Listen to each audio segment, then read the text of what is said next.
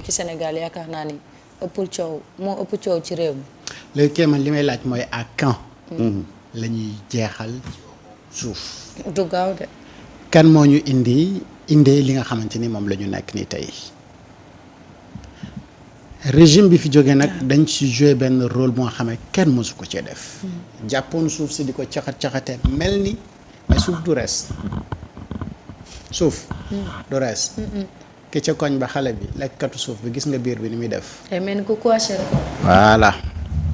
ñii tamit ne ñu jàpp ne suuf du rees et que yaakaaru doomu aadama yi nga xamante ni def nañu ko ci suuf nit mënu la expliquer nu mu toll. et à chaque fois ñuy tudd ay scandales yu nga xamante ni très rapidement day atteindre ay millions dem ci ay milliards ci suuf nga koy dégg parce que suuf moom la ñu mujjee def jox ko valeur bu nga xamante ni kenn xamul na mu toll. et que pourquoi ñu dem ba nga xamante ni valeur suuf si toll noonu mooy que ni luubal bi nga xamante ni moom moo nekk ci suuf si luubal boobu moom moo dem ba nga xamante ni fi mu toll nii pour nga gis lu crédible lu nga xamante ni war nga ko mën a def sax c'est tout un problème. alors maintenant bu fekkee ni dañu nekk ci dëkk bu nga xamante ni yow da nga nekk ci gestion de post crise comme ni ma ko doon waxee ak Wele tout à l'heure mooy que ni y a énormément de défis yu nga xamante ni da nga ko fi fekk rawatina ci crise yi nga xamante ni gouvernement bu bees bi moom la fi fekk mooy problème foncier au Sénégal donc le BTP suuf su nga xamante ni ñoom bi ñu fi ñëw dañu fekk ay maami nit yor ko. yenn yi nekk ci li nga xamante ni moom mooy moomeelu état bi mooy domaine national mais ñu di si jaay doole ci côté yépp mooy li nga xamante ni état moo ko moom ñoom ñu foqati ko bu ko def seen moomeelu bopp mais li nga xamante ni sax ay doomu aadama ay privé ñoom ñoo ko moomoon mais dañu ko bëgg a foqati si kaw jaay leen doole wala di dem di lijjanti ay kayit yu nga xamante ni kenn xamul na mu toll fa nan ñu koy def loolu à chaque instant dañu koy gis dans ce pays là et il faut que ça cesse. te ñii bi ñu ñëwee avant ñuy ñëw xam nañu ne secteur bii nii bombe la moo xamante ni day nelaw et kañ ngay xam ne Macky Sall n'avait jamais la volonté de régler ce problème là bi mu ñëwee en 2012 première chose bu mu attaqué dafa ne donc le problème foncier dañ koy régler définitivement et une bonne fois pour mu jeex mu dem ba ci biir mu reculer gars yi jàpp ne dafa am ñu nga xamante ni dañoo laale ci suuf si te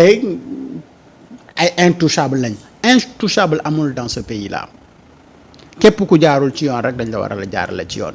mais ndekete boobu derrière ñu ngi làq ci ginnaaw nan la ñuy def ñoom i tamit ba mën a luubal ci li nga xamante ni moom mooy ci suuf si barki dem mondial la ñu dégg ay hectares yu nga xamante ni jox nañ ko première dame ak son frère le député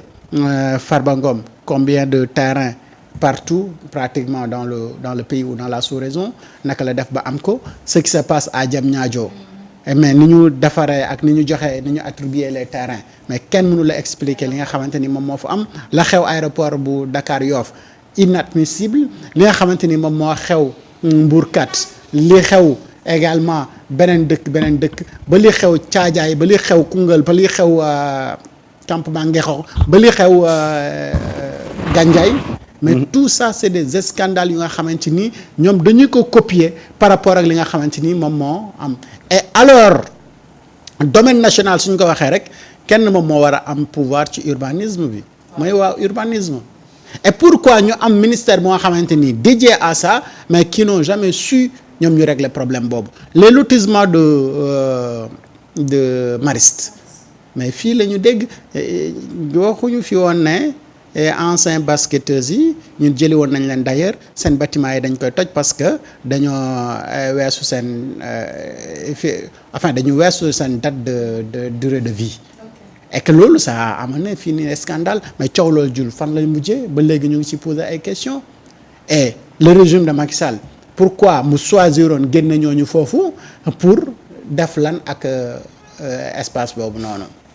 entre autres yu nga xamante ni mais chaque jour que ñu gis ne des scandales à n'en plus finir et tous les jours ce qui s'est passé à Diamniadio ce qui s'est passé à Lac Rose mais le lotissement également de Cité Keur Gorgui mais on en parle toujours Et là, c'était sous Abdoulaye Wade, prolongé, et que tout ça, et Macky Sall était au courant parce qu'il était dans ce gouvernement-là. Les lotissements des Filao de Keur Massar, Malika Plage, ainsi de suite, nga dem ba Lac Rose, jógee foofu noonu wéy di dem. Pratiquement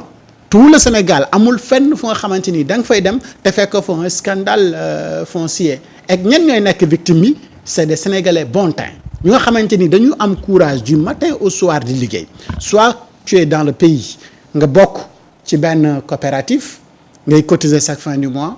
wala chaque jour nga dajale benn 2000 wala 3000 boo fay dugal ne ngelewaay su may demee bay retraité yàlla dimbali ma sax ma am benn chambre salle de bain wala benn 2 chambres salle de bain wala benn chambre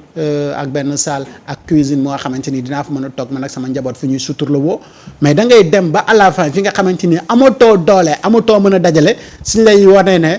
dëgg la nga doon dajale def sa yaakaar ba lii France ndal di xiden mbir ma tàbbee na géej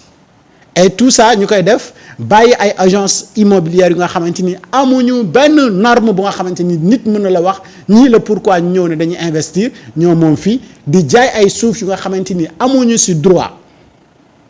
parfois su waaye droit de lotir sax lotir du génn mënoo xam lan mooy droit réel yi mënoo xam dara ñoom ñu di morcelé di def seen publicité di jaay comme pas possible nit ñi dugal seen xaalis ba jusqu'à la fin la ñuy door a rendre compte que ni xaalis boobu fañ ko dugaloon dara wóoru ci ana sama xaalis ñu nekk di dàqalante ak yow finalement kaso la ñuy dem toog di lekk seen i ginaar di tëdd foofu noonu yow pendant ce temps là li nga amoon yëpp investir nga ko foofu te amatoo beneen solution ñu dugal la ci torox tàng gu nga xamante ni kenn xamul lu mu mel kenn rek mooy responsable pour régler tout ce problème là mooy l'État. waaw jàpp na ni man de li ma jaaxal mooy nee nañ ku ne li nga jël boo eggee àllaaxira moom lañ lay yen moo tax it borom suuf yeeg immeuble yi dinañ sonn de. boo gisee ay suuf yuy bougé rek xamal ne Sénégal waaw xam nga créé woon nañ fi dialogue le 9 décembre 2025 ñi ko defoon moo nekkoon directeur de cabinet du secrétariat d'État chargé des coopératives et de l'encadrement paysan ànd ceeg li nga xam ne moom mooy waa CRAFT mais ci biir dialogue boobu lañ ci waxoon mooy fexe ba ñu renforcer li nga xam ne moom mooy gouvernance foncière locale nga xam ne dañuy état bi dafay am bët ci suuf si ci gox-goxaat yi ba ci gox-goxaat yi gën a ndaw parce que man j'ai l'impression que dafa am quelque part boo xam ne l'État dafa faillir parce que même si on confie le foncier au maire il doit y avoir au moins benn regard de l'État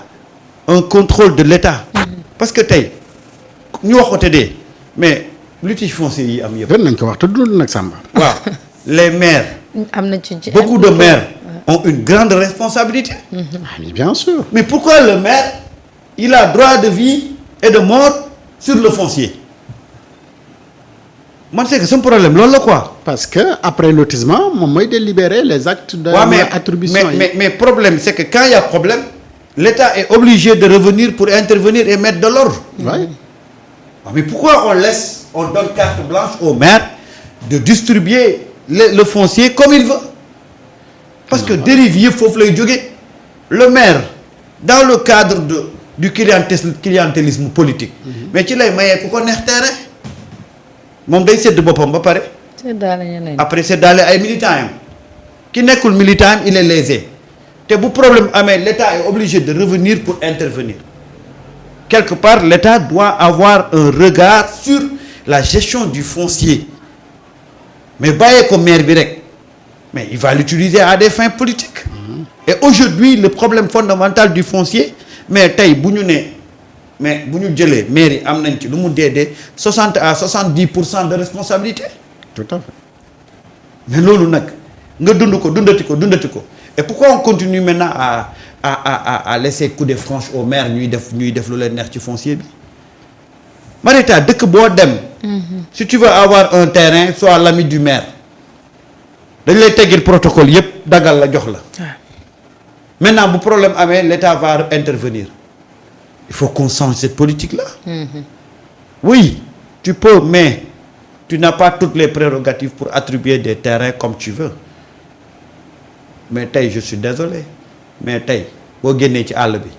problème yu bari yoo xam ne dafa tourner autour du foncier mais la plupart des maires ñooy responsables loolu nag il faut que ñu régler ko rectifier ko et puis le citoyen bi nekk ci dëkk bi dañ ko war a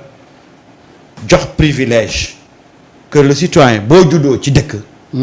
da nga war a impérativement am terrain mais dangay nekk si dëkk bi ay jàmbur jógee fële seddoo terrain ba yow mi fa dëkk mënoo fa am puus ah kon léegi gën a sori gën a yooy la wala. moom kay xaw ma gën a sori gën a kii. wala gën a jege gën a. tey boo demee dëkk yu mel ni Dubaï